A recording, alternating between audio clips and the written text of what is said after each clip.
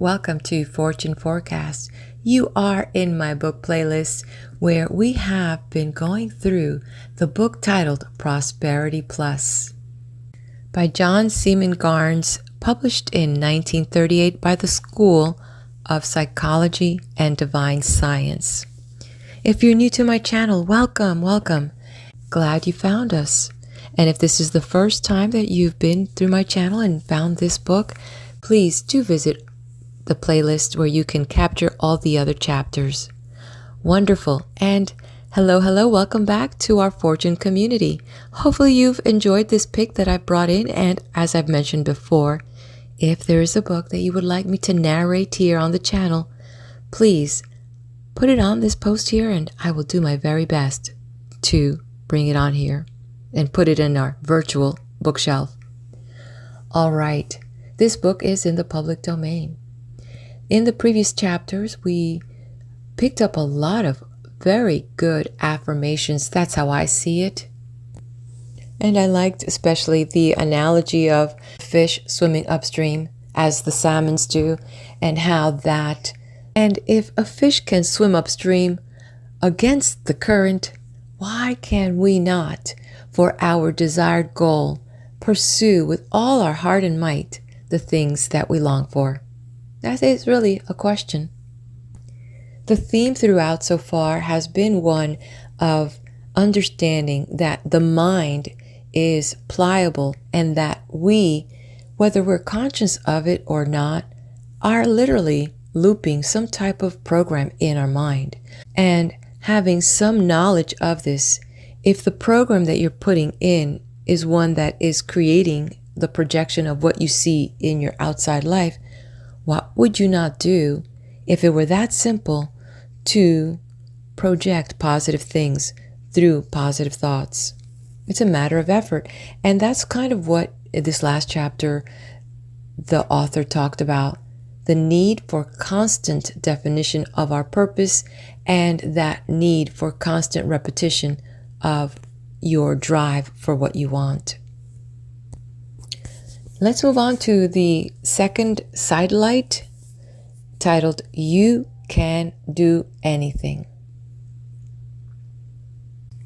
I am quoting from a wonderful little book of sales talks gotten out by a sales manager in Chicago. James Mangan, the author, titles the book, You Can Do Anything. And one of these pep talks, which gives the title to the book, is worth getting into your blood. Here are a few paragraphs from it. You can do anything, positively anything. Any dream of your imagination can come true. Any calculation of your mind, however remote, can reach reality.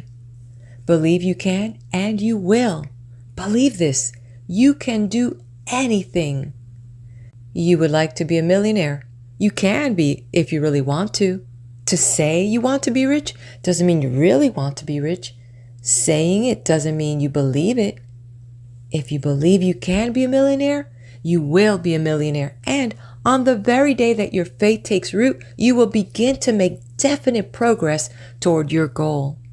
To be what you want, to do what you want is only just as difficult, no more or less, as it is to convince yourself that you want it and can do it.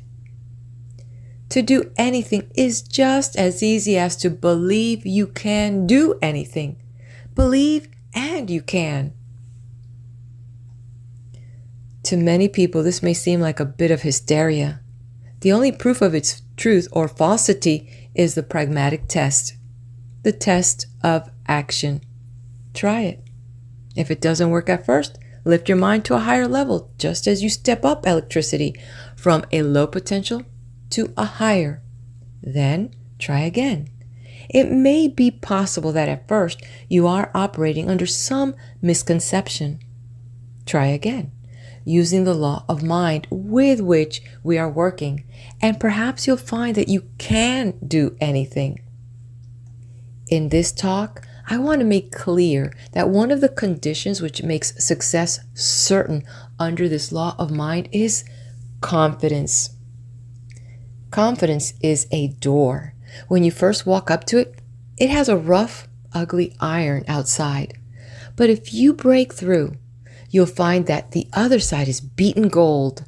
Not only on the physical plane, but on the psychic level, confidence begins at once to release potentials in mind and imagination, begins to furnish new ideas, a new kind of initiative, a new way to freedom and daring that produces the impossible.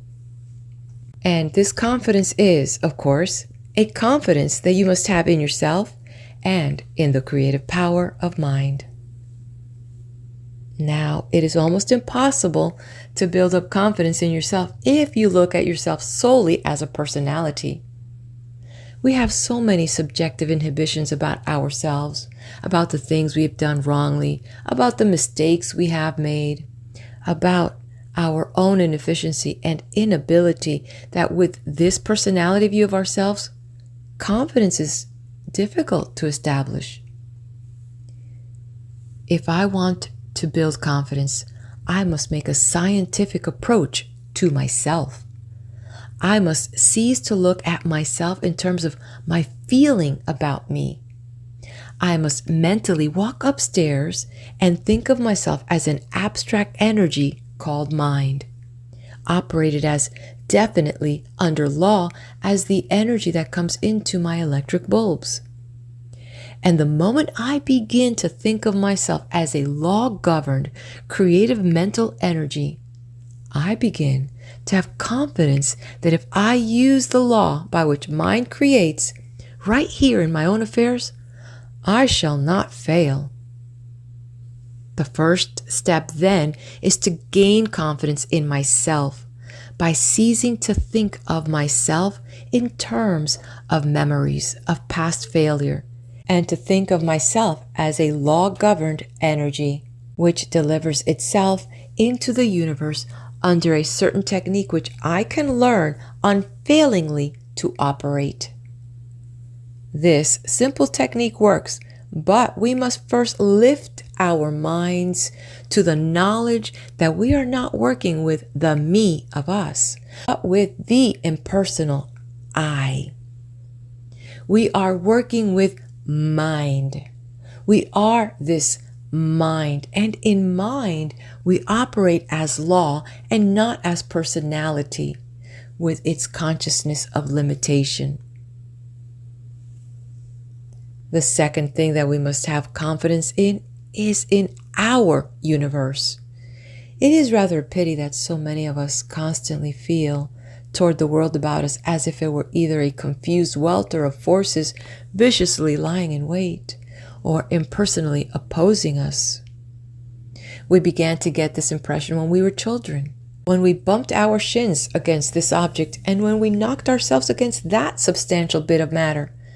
We became conscious that the material world was tremendously real and permanent, that it was oppositional in its nature, and that it was so much superior to our puny strength that we could not possibly hope to triumph over it. And in a strange way, that feeling persists with many people. Within us subjectively, we have a half-conscious fear that there is an enemy world out there in front of us. And that kind of a concept is one of the most damaging impressions we can possibly entertain. The man with this feeling is always fighting. He is a man with a chip on his shoulder. He is always looking for something or somebody to take a punch at. And it is this subjective irritability that makes him not only unpleasant, but makes him upset every situation. He overplays. He overcompensates, like a horse with a string halt. He discharges more energy into every situation than is really needed, and at the same time has a high reaction of irritability that makes him rub other folks the wrong way. Get rid of your consciousness that the world is oppositional, that it is full of lions and tigers back there in the woods, or that someone may jump out from behind some corner and rob you. Get the feeling that you're in a friendly universe operated under law Learn to operate under these laws by means of your own creative mind, and you will find the world a friendly and responsive place, obedient to your highest purposive thought. Now, friendly? In what sense? Not in any sentimental sense, but in a very definitely law-governed sense.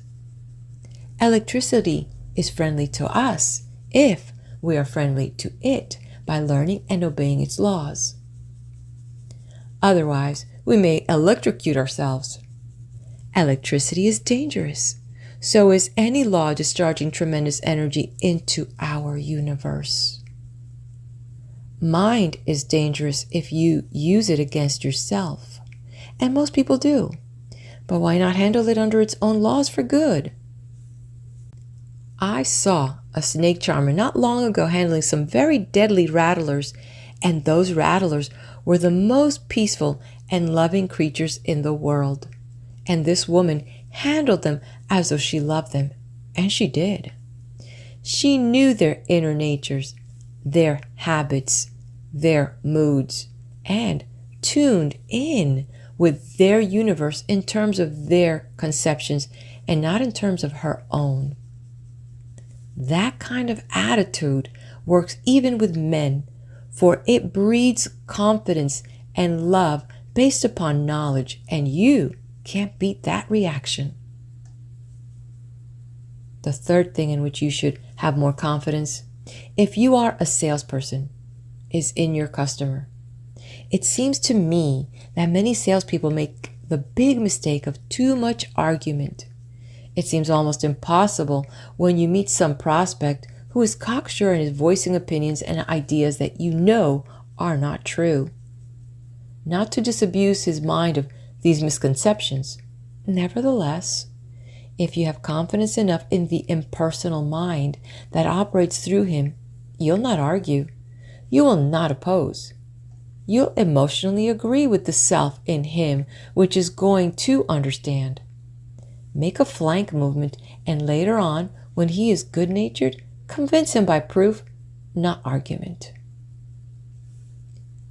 The slogan which so many firms have used of late is a good motto for a salesman. The customer is always right. Let him feel right till you can get at his mind. You'll never convince his emotions. So, have confidence in your customer. Get that attitude of agreement toward every prospective buyer, and you'll be obeying the law of the confidence man. I'm not asking you to be a confidence man, but perhaps the technique of the confidence man is worth studying. He has made confidence work.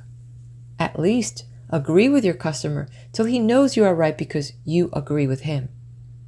Why not win the love and confidence of the customer by legitimate interest in his goods, his methods, his opinions, and himself, and not try to do the high-pressure stuff too early in the game?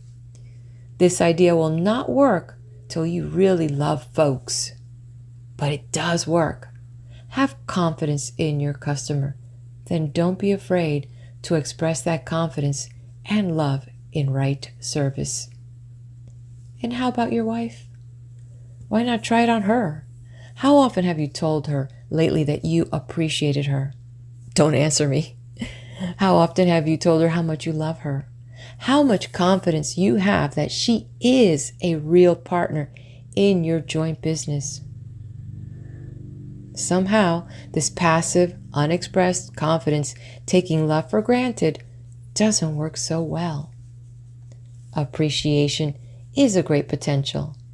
Let's try expressing it more often.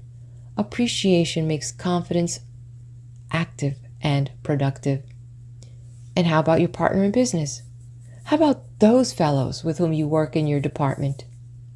Oh, well, you say, they irritate me anyhow. That guy who works here on my left is so offensively cocky, I'd like to take a punch at him sometime.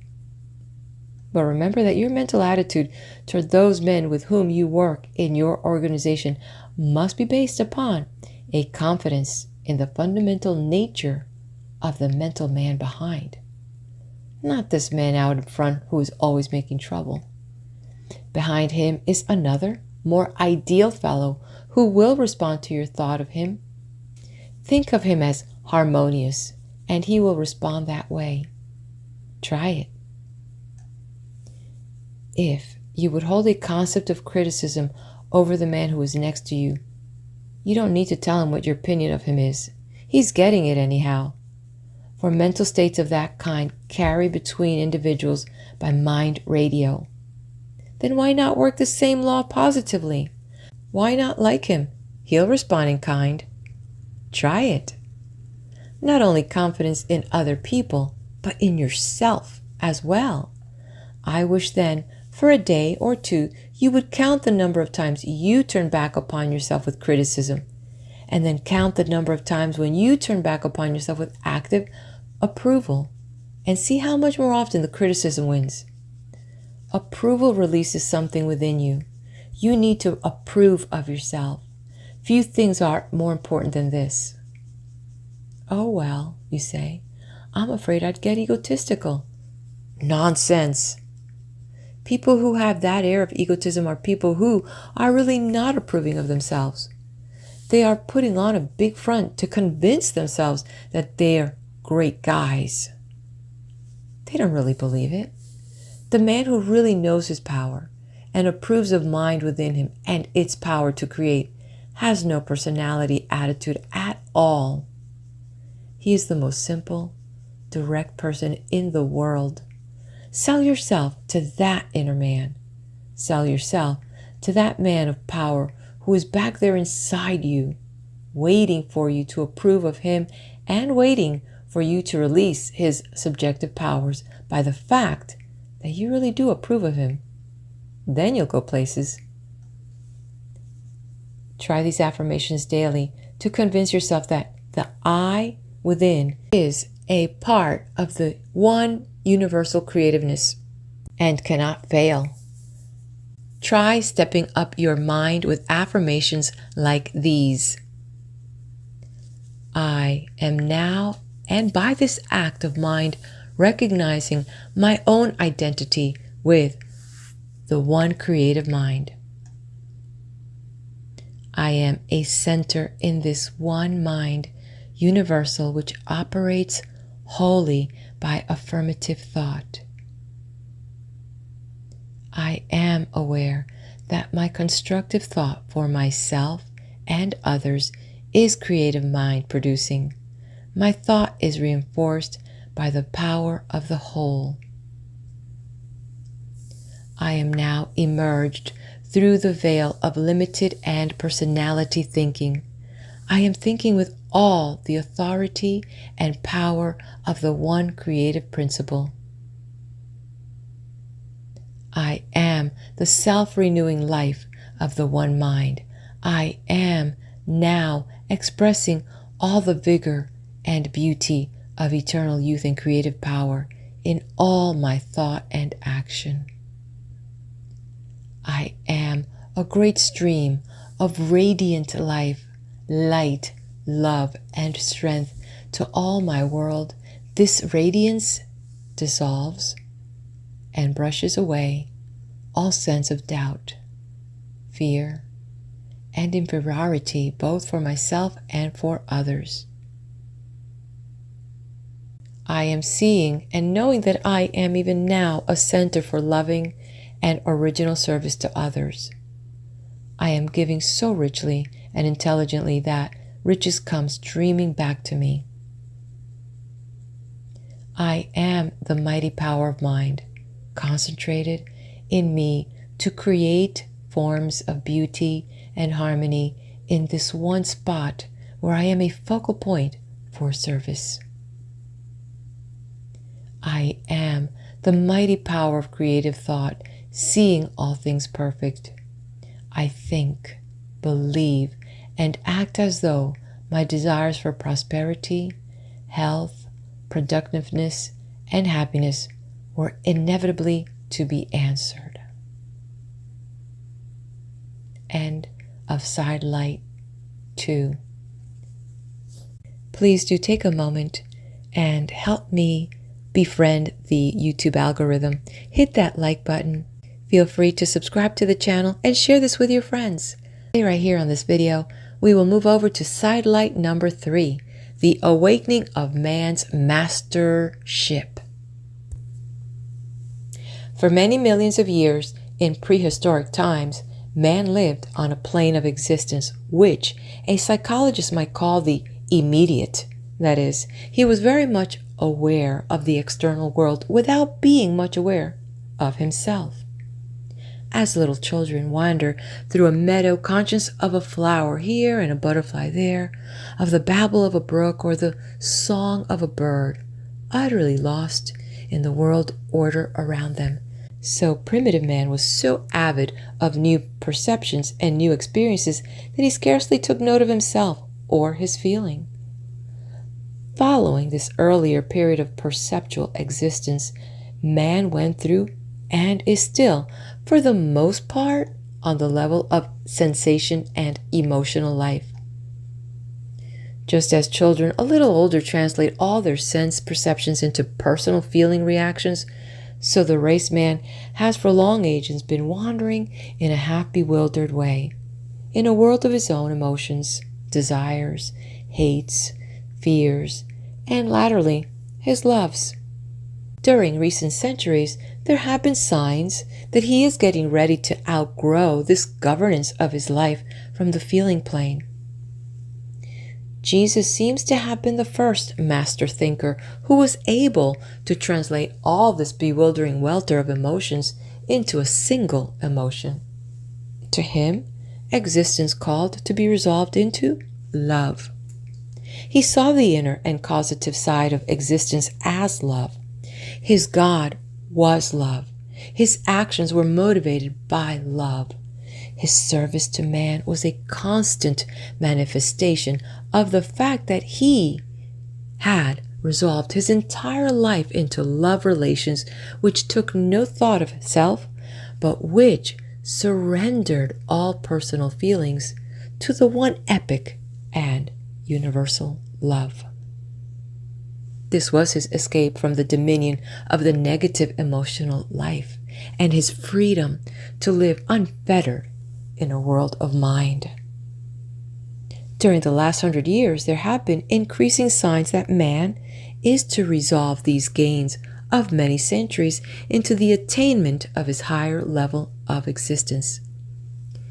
He is to translate his world of emotions and selfish desires into a souls of high in the realization of the inner significance of things, have been broadcasting to society the importance of man's translating his existence into terms of mind. Such thinkers are not denying the significance of the material world, for they are constantly saying to us that it is the result of mind manifesting its ideas. Nor do they minimize the importance of the emotional life, for with great unanimity they all follow that marvelous teacher, Jesus, in their championing of the life of epic love.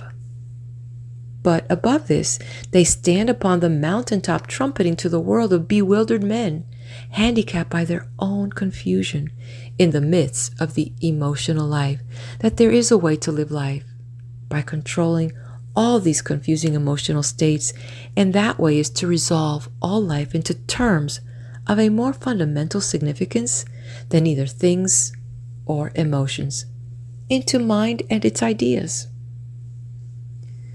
These rare souls, teachers heralding the truth of a new world order, are telling men that the individual man is to control both himself and his destiny only insofar as he realizes that this world of things and of physical force are all parts of a world of effects, the cause of which lies in the invisible. They are saying, man, realize that you are a fragment of a great mind thinking its way into self-realization. In proportion as you translate your world into this causative and final essence of mind, you will attain power over both your own mind and its workings, and all the elements of the world of effects external to you. You are living in a world of consciousness. That of which you are not conscious simply does not exist to you. Only those things which come into consciousness, which are recognized and bring reactions, are real. Therefore, you are living in a world of mind. Realize this. Live as though the control of your ideas would give you control over your material world, and you will find all things subservient to the marvel of this recognition of the power of your innermost being. Merely to state that life is blind and to affirm it with monotonously recurring assertions may have some value for the beginner, but to those who would walk into mastership, there must be a further and deeper realization. Man must resolve his world of consciousness into its elements. He must realize that consciousness is twofold in its nature, that it is subject and object combined in a magical synthesis, that it is mind and idea, both awareness and that of which mind is aware. This resolving of man's world into a temporary dualism, which is fundamental unity, gives him power over the manifested aspect of mind. To realize that he is mind and that mind has produced and still controls all objective things and conditions is to free one's self immediately from the binding power of the material world. Having seen that consciousness is the result of an activity by which mind beholds and recognizes its own qualities, he is but in possession of the fundamental creative principle of the universe. The moment I know that all things have been produced from within mind itself, that the process by which they came into being is a thought process, I have tangible hold of a principle which, if I will once learn to operate it, will give me control over my body, my circumstances, and my destiny. One further thing the master consciousness in man must realize, and that is that all energies, all potentialities, all ideas, all possibilities of creativeness already exist in the mind of which man is a part, that deep within his own consciousness is all potentiality. Suppose you could turn back to the mind within you with deep conviction, realizing that when you say, I am, you are turning back into a fathomless potentiality in which subsists all that which you may ever care to bring into manifestation. Suppose that you began to realize that you only had to bring forth a perfect idea of the thing desired, and that immediately by vividly realizing this idea as a mode of expression of beauty, of perfection, of joy, that you could project your perfect idea into the world of manifestation. Would this not be marvelous? Would it not make our sense of helplessness and bafflement fall away, and in place of it bring a thrilling consciousness of limitless power? Man would cease to be the victim of his own blundering feelings and thoughts. And knowing that, he could manifest whatever he desired. He would immediately begin to walk into that mastership which is his ultimate destiny. This is the realization of the prophecy of all the ages. This is the dream which Isaiah foretold. It is the embodiment in concrete form of that power for which man has yearned and in which he has hardly dared to believe. It will not be long in coming to those who will dedicate every moment to this one supreme purpose, the translating of life into terms of creative mind, a mind in which is all potentiality, a mind into which we can reach and bring forth that which we most deeply desire as fulfillment of ourselves. Jesus caught this vision and tried to make it clear in a strange parable of the kingdom of heaven. He said, "The kingdom of heaven is like unto a merchantman who brought forth from his treasures things new and old." This treasure house is eternally within us. It is like the merchant's pack full of all good things. All potentiality is there. It awaits as latent love, the magical kiss of man's awakening thought. Like the sleeping maiden in the old fairy tale, inner possibilities must be awakened by the kiss of desire and of right conception. Within you is the magic. It is creative mind in man. Let not the days pass in this lower level of existence, but call to the creativeness within you to realize that from this moment forward, all life shall be resolved into a creative process where you join the universe in the realization of its ultimate perfection and beauty. And this concludes Part 3, Prosperity Sidelights, and the end of the reading of book titled Prosperity Plus. I hope you've enjoyed the reading of this book. Till we meet together at the next video. Be blessed.